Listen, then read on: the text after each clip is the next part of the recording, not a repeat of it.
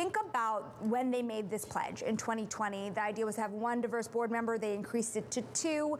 It came out with a lot of pomp and circumstance. So what is now the mood, both among Goldman employees and their clients, to now roll this back? It certainly came with a lot of hype, because remember, when they announced this back in 2020, this was David Solomon high up in the Swiss Alps talking about this policy and professed their unwavering commitment to diversity. This was a time when across corporate America, and especially financial firms, were leaning into this idea that diversity is important and they need to encourage it, and they need to find ways to encourage it. State Street and BlackRock were using their voting power on a bunch of different companies. Goldman, the leading investment bank on Wall Street, came out and said, we will refuse to take a company public unless it has at least one diverse board member. So it effectively was supposed to be the end of the all-white, straight male boards.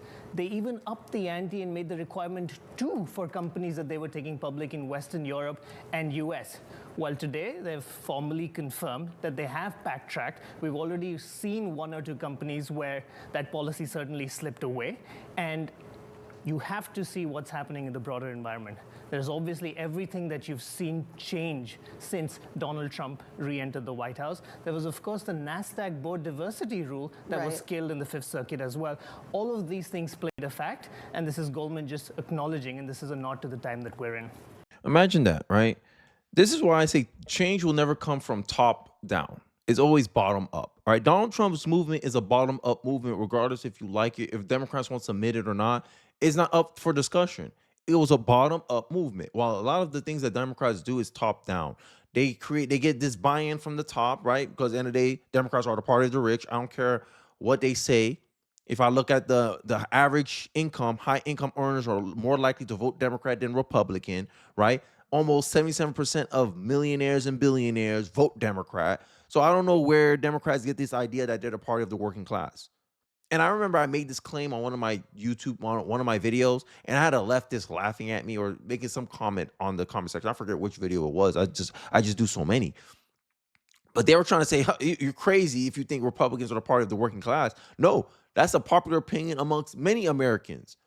Do I need to show the clip of the electric changing again? But DEI was something that was forced on us. And like I said a lot on this channel, DEI is racism under new management. I will never endorse an idea that assumes a prejudice on someone based on the color of their skin. If you assume a white person is racist just because they acted disrespectful to you, they didn't like you, or whatever the reason, that's a prejudice. Just like it would be a prejudice if someone thought because I'm a black man, they think I have a criminal rap sheet. That's a prejudice. But DEI gives a permission structure to discriminate or have a problem with an all-white situation. For instance, hey, all the CEOs happen to be white. Okay, all the best basketball players, most of the best basketball players happen to be black. We can play the same game. DEI, like this is the problem many people have with DEI. If diversity is truly a strength, why do you not apply it everywhere? You pick and choose when you want to apply diversity inclusion on fields that's usually majority white, majority Asian.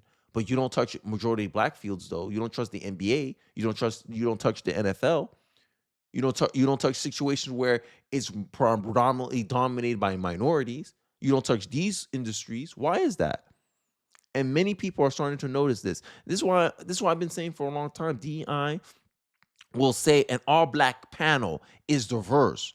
When if you actually take the word objectively, having an all-black panel isn't diverse. So what DEI is unconsciously telling you is that DEI is about discriminating or targeting against white people. I wonder, is this a direct response to Trump? But then you bring up the NASDAQ point. I mean, that predated the inauguration. And again, it's not entirely clear that if this was, say, a Democratic administration, if this was a Harris administration, even with that legal precedent, would Goldman Sachs necessarily have killed this initiative? Would other companies have killed their DEI hiring goals? Because this is a board diversity push, but there were other things that people were putting in place, including rank and file, how many people they were hiring, what the makeup of their new hire should be, how many people they were promoting, what their executive class should look like. It's hard to imagine a scenario where you can definitively say that President Donald Trump, once again, did not play a role in this, even if we cite all the legal precedents. I think this quote from Thomas Sowell best encapsulate my beliefs about DEI, that DEI's purpose isn't to actually fix race relations. It's actually to create more racial divide, right? Identity politics, divide and conquer, basic strategy on the books, right? You want people to see how different they are, not about how much they have in common, but what they have apart. Too many teachers think that they're doing black students a favor by feeding them grievances from the past and telling them how they are oppressed in the present and how their future is blocked by white racism. These are the kind of friends who do more damage than enemies. And that's what this is how many black conservatives specifically see DEI. And the problem with black Democrats is they don't want to acknowledge that in some ways they're creating more racial hostility by having messaging where too wide, too this, associating behaviors that will lead black people to success and attributing it to whiteness. Linear thinking, whiteness. Saving and investing your money is a concept of whiteness. They don't see how racializing these behaviors is actually racism. It's actually racism. That's like me saying eating fried chicken is a black thing. I'm trying to stigmatize a behavior and associate it exclusively with a race. And then when a black person says, I don't want to adopt these behaviors because they're part of white culture, right? What you're doing is you're incentivizing black people not to do behaviors that would lead them into economic prosperity, into a better a better social economic class, and then they get to blame racism for it. Make it make sense. You create the problem by racializing behaviors that will lead black people to a better, more progress in a better financial status.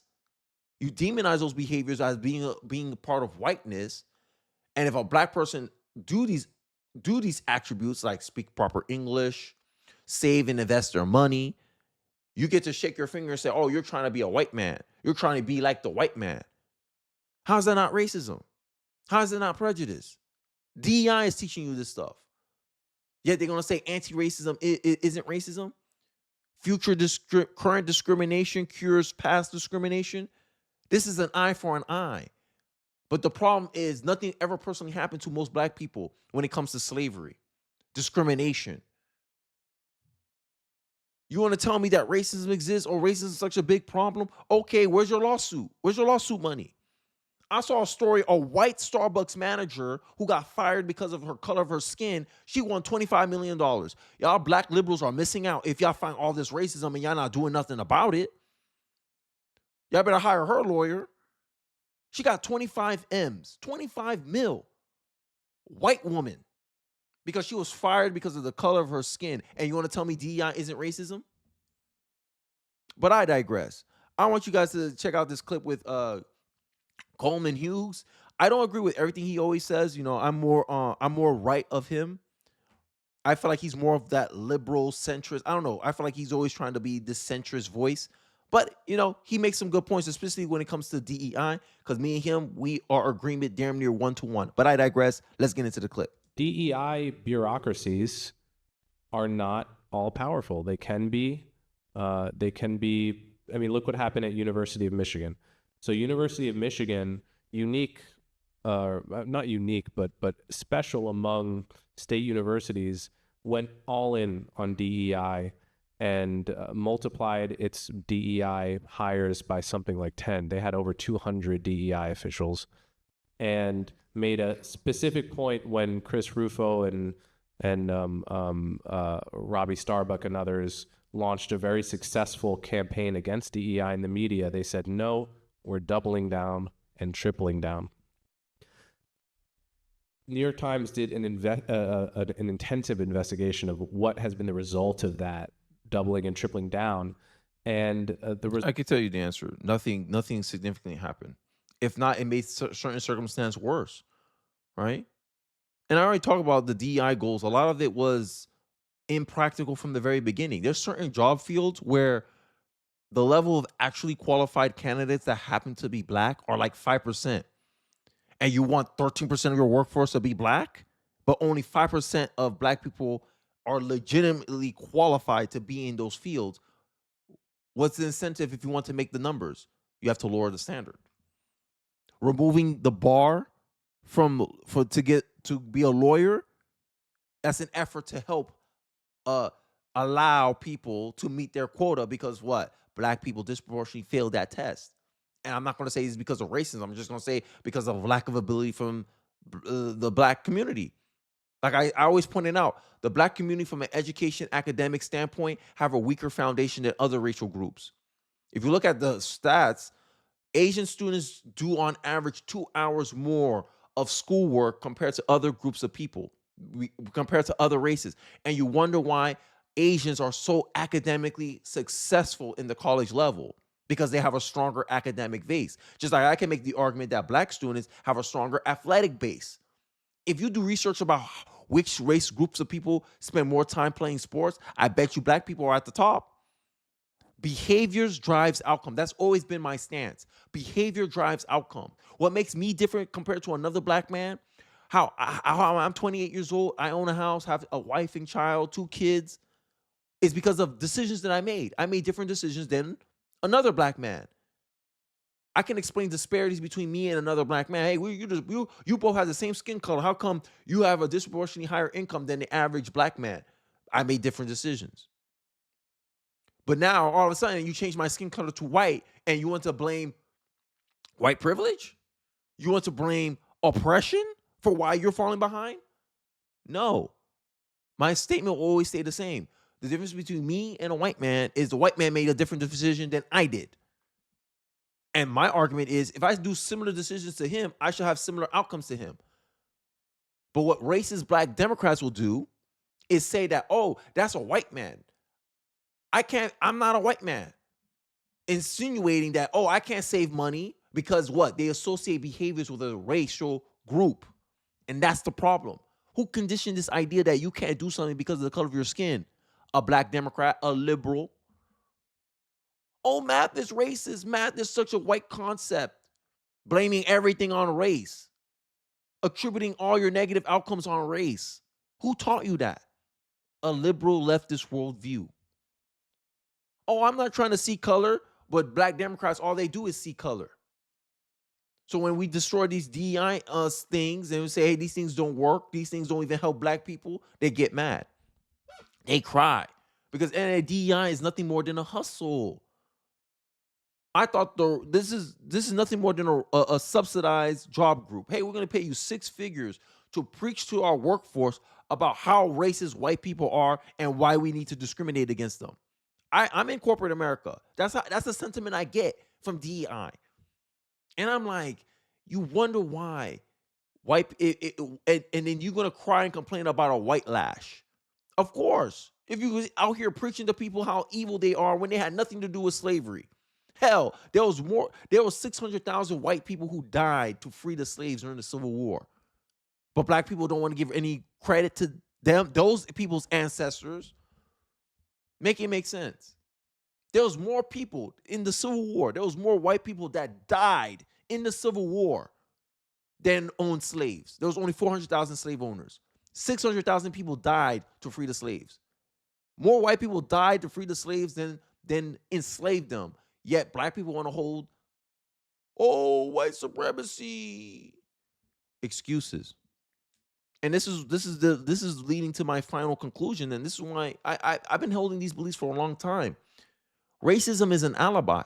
Many black people in the modern American left use racism as an alibi to excuse to absolve themselves from responsibility for the outcomes that their decisions have come to fruition. They want to blame race and excuse, oh, it wasn't because I wasn't no good. It wasn't because of my lack of ability. It wasn't because of my good decision making that I end up having these results. It's because of racism. They just want something to blame, but I digress. Let's finish up the video. Result is best described by an old parable I heard from when the British ruled India, which was that they were having a problem with a particular kind of snake. You may have heard this. And so they decided to give a cash reward for every person who brought in a dead snake, thinking that, 2 + 2 = 4, all the dead snakes will be gone. Turns out, if you give a cash reward for dead snakes, people will breed snakes and kill them and start snake farms. And it turns out that there were way more snakes at the end of this dumb program than there were at the beginning. That's kind of like what DEI bureaucracies are, right? You think, oh, there's a microaggressions. There's occasionally some real racism on campus. Let's double our DEI department. They'll fix it. Well, it turns out, no, they just solicit problems that would not have been there otherwise. The thing that, the thing that when you might have been a college freshman, it was like an interesting, uncomfortable conversation with your roommate of a different race than you, where you both like grew. That now gets reported to a DEI bureaucrat as a microaggression because they asked where you're from, So everything that seems like it's tamping down the problem is actually exacerbating it. And that's what happened at University of Michigan. And they've been forced to admit that really reluctantly because it's become so obvious, even for an organization that doubled and tripled down on its investment in DEI. So they were forced to admit. Have they dialed it back? Have they? Yeah, I think that they're in the process of that right now. Very interesting. Show me the incentive, and I'll show you the outcome. If your incentive is, hey, my whole job relies on the fact that racism, that race issues, race relations is still a problem, you create an incentive to continue it on. It's the same thing I talk about with government sending these left-wing NGOs or these nonprofits. Hey, we're going to send you $20 billion over 5 years to reduce homelessness. All you did was create an incentive structure where these nonprofits want to manage homelessness. And homelessness grew in California. Make it make sense. Show me the incentive and I'll show you the outcome. You set an incentive, make sure the incentive isn't, you ain't rewarding someone inherently to manage a problem. You incentivize them to solve a problem. And DEI does not solve race relations. It actually makes it worse. That is the conclusion. If you look at a lot of this DEI stuff, that's a lot of conclusions that you see here. You're pushing racial division, but you want racial unity. DEI advocates perception of racial unity is white people being like white liberals, having a negative bias against themselves, thinking that they're doing everything wrong, in a subservient kind of position. This is what they want white people at. And to me, I'm like, no, I can't have no respect for a person that hates themselves that much. Everyone talks about how you can't be in a relationship with someone who hates themselves. How can you be in a relationship with a white liberal when they have such a negative bias against their own skin color? And you wonder why you have these white people, these white liberals, always bragging about how their husband's this, their husband's that. They're chasing non-white men for partners. You wonder why. Because DEI has inherently taught white liberals to hate their skin colors. They hate themselves. And to see that people who are not white as morally superior than them. When you're not your ancestors. You didn't do what your ancestors did. You didn't kill these Indians out of here. You didn't do any of that. Oh, but I benefited from it. So what? Everyone benefits for something that they didn't earn. I benefit genetics from my father. I didn't earn these genetics. I got it from my mother and my father. We all have something that we earn without any work on our part. But to correlate every achievement of a white person to their skin color, that's the real racial thing. To attribute every downfall to your skin color, that's the real racial thing. But I digress. I think I said enough. You guys get the point. I think I don't want to rant on forever. But let me know your thoughts in the comment section below. Do you agree with me? DEI is nothing more than an incentive to push more racial division. I'd like to hear your thoughts in the comment section below. Don't forget to like, comment, subscribe. Share this video if you feel so inclined. And I'll catch you guys on the next one. Peace.